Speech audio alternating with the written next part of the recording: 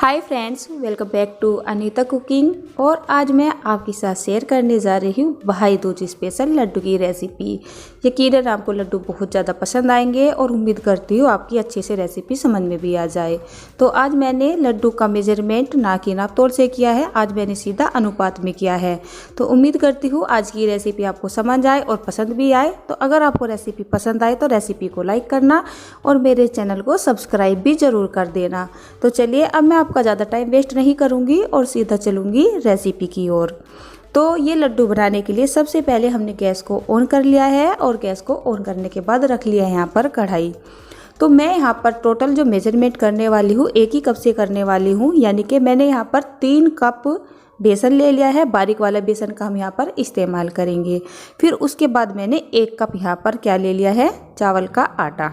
आप चाहे तो यहाँ पर सूजी भी डाल सकते हैं अगर आपके पास चावल का आटा नहीं है, लेकिन चावल के आटे से इसमें बहुत ही अच्छा सा फ्लेवर आता है खाने में। फिर उसके बाद हम क्या करेंगे, पहले बेसन को सूखा ही थोड़ी सी देर के लिए भून लेंगे, यानी कि 1 से 1.5 मिनट के लिए लो टू मीडियम फ्लेम को करते हुए अच्छे से बेसन को भूनेंगे।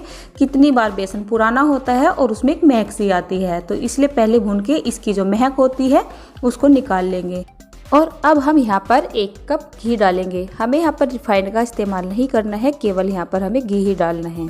तो घी डालने के बाद हम इसको चलाएंगे, यानी इसको भूनना शुरू करेंगे। तो मैंने आपको गैस का फ्लेम दिखाया है, तो मैं गैस के फ्लेम का जो छोटे वाला बर्नर होता है वो वाला इस्तेमाल कर रही हूँ और उसका फ्लेम भी मैंने लो टू मीडियम ही रखा है। तो ये बेसन भूनने में लगभग में यहाँ से हमें 8 से 10 मिनट लगेगी लो टू मीडियम फ्लेम पर। और जब ये बेसन भुनने लगेगा तो जो हमने इसमें घी डाला है वो ऑटोमेटिकली जो है एकदम पिघलने से लगेगा, यानी इसकी जो कंसिस्टेंसी है वो थोड़ी सी पतली हो जाएगी। तो बस बेसन हमारा वहाँ पर भुनकर एकदम तैयार हो चुका है। अब हमने इसको 20 से 30 मिनट के लिए रेस्ट पर छोड़ दिया था। तो जब हमारा बेसन इस तरह से थोड़ा सा ठंडा हो जाएगा इस तरह से, और हमारी जो है उंगली इसको टच कर पाएगी, तो हमें बहुत ज़्यादा ठंडा नहीं करना है, हल्का सा इसको निवाया रखना है। तो चलिए अब हम इसमें शुगर यानी तगार या बूरा मिलाना शुरू करते हैं। तो लास्ट टाइम मैंने आपके साथ लड्डू की रेसिपी शेयर की थी, तो उसमें मैंने जैसे बूरा या तगार का जिक्र किया है, तो इतने सारे कमेंट भर भर के आए हुए हैं बूरा क्या है या तगार क्या है। तो मैं आपको बताती हूँ, ये बूरा होती है जो मार्केट से आसानी से अवेलेबल होती है किराना स्टोर से।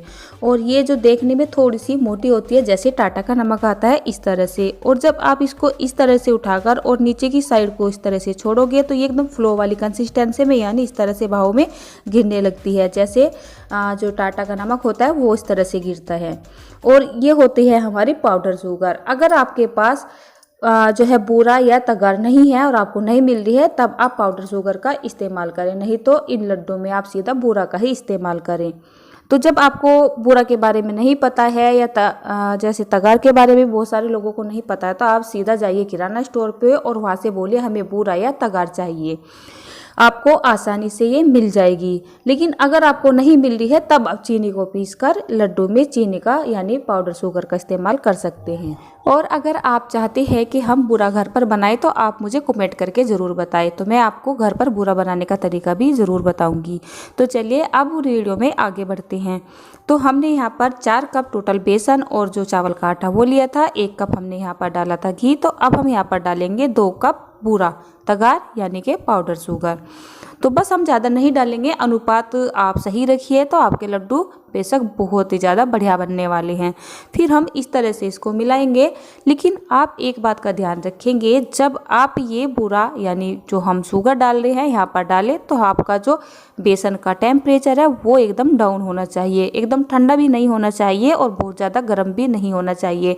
ये बात मैं आपको एक बार फिर से बता रही हूँ, क्योंकि अगर आप ज़्यादा ठंडा करके यहाँ पर जो है बूरे को ऐड करोगे तो लड्डू बनेंगे नहीं, और अगर गरम गरम में ऐड कर दोगे तो आप बनाने जाओगे लड्डू और बन जाएगा आपका हलवा। तो बस थोड़ी सी जो है इसका टेम्परेचर का ध्यान रखिए। फिर इस तरह से इसको मलना स्टार्ट कर दे, इस तरह से।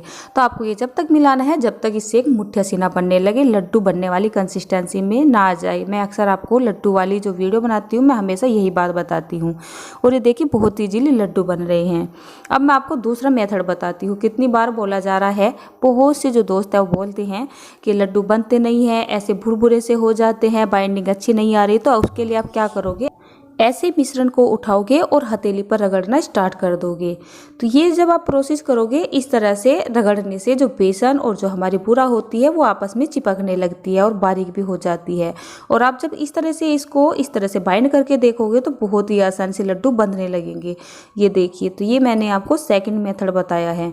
वैसे लड्डू मेरे इजीली बन रहे थे, ये मेथड केवल मैंने आपको दिखाने के लिए बताया। अगर लड्डू नहीं बनते हैं तो आप इस तरह से हथेली पर अच्छे से 4-5 मिनट के लिए इसको रगड़ सकते हैं, तो बहुत ही बढ़िया से लड्डू बनकर आपके तैयार होंगे। और ये देखिए, जब आप इस तरह से लड्डू को बनाते हैं और जो मिश्रण होता है उसको अच्छे से मल लेते हैं या मथ लेते हैं, जिस तरह भी आप मतलब मिला लेते हैं, जो भी आप बोलना पसंद करते हैं, तो उस वजह से लड्डू में बहुत ही बढ़िया टेक्सचर आता है, बहुत ही बढ़िया टेस्ट आता है। और ये देखिए, यहाँ पर फटाफट से भाई दूज स्पेशल में मैंने लड्डू को बनाकर तैयार कर लिया है। तो आप भी इन लड्डू को बनाकर भाई दूज पर अपने भाई को दे सकते हैं। अक्सर जब भी इंडिया में फेस्टिवल आते हैं, त्यौहार आते हैं, जो भाई बहन के त्यौहार आते हैं, तो हर बहन अपने भाई को मीठे से ही टीका करना पसंद करती है। तो मैंने भी अपने भाई के लिए ये लड्डू बना लिए हैं। और ये देखिए, इसका टेक्सचर मैं आपको दिखा रही हूँ, तो बहुत ही बढ़िया, बहुत ही ज़्यादा ये सॉफ्ट भी बने हुए हैं। तो आप इस भाई दूज पर इन लड्डू को बनाएं और अपने भाई के माथे पर लड्डू की साथ टीका करें। आपके भाई को बहुत ज़्यादा पसंद आएंगे, सारी फैमिली को ही पसंद आने वाले हैं। तो फ्रेंड्स, बताइएगा ज़रूर आज की ये रेसिपी आपको कैसी लगी। अगर अच्छी लगी तो लाइक करें और मेरे चैनल को सब्सक्राइब भी ज़रूर करें।